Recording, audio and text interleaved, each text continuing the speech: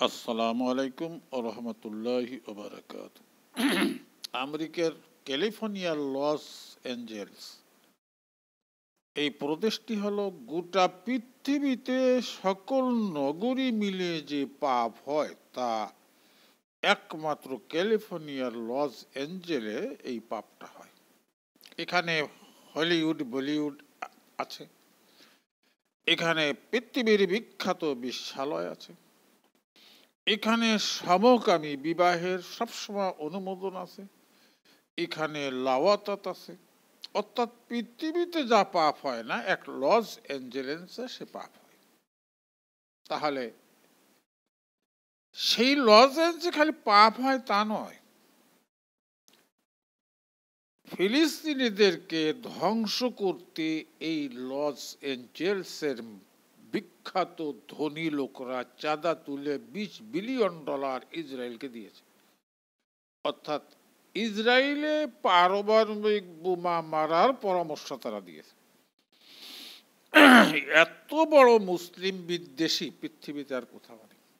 কেননা ওরা পাপ করে, মুসলিমরা সেটা বাধা দেয়, এই বাধাটা ওদের সহ্য হয়।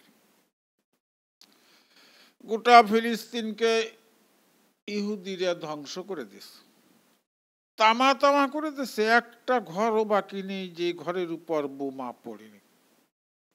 55 থেকে 60 হাজার মানুষকে ডাইরেক্ট হত্যা করেছে, তা আবার শিশু, নারী। আবার দেখা যাচ্ছে যে দ্বিতীয় বিশ্বযুদ্ধের সময় যে দুটি হিরোশিমা নাগাসাকিমায় পারমাণবিক বোমা মেরেছিল, তার চাইতে 8 গুণ বেশি পারমাণবিক বোমা ওই ফিলিস্তিনের 41 দৈর্ঘ্য আর 12 প্রস্থ মাইল বর্গক্ষেত্র এটার ভিতর ইহুদিরা ইতিমধ্যে মেরেছে। তার সকল টাকা ওই লস অ্যাঞ্জেলস ক্যালিফোর্নিয়ার মানুষগুলা দিয়েছে। আমরা গোটা পৃথিবীর মানুষ তাকায় তাকায় দেখেছি যে ফিলিস্তিনিদেরকে ধ্বংস করে ফেলেছে, কিন্তু কিচ্ছু করার মতন ক্ষমতা নেই।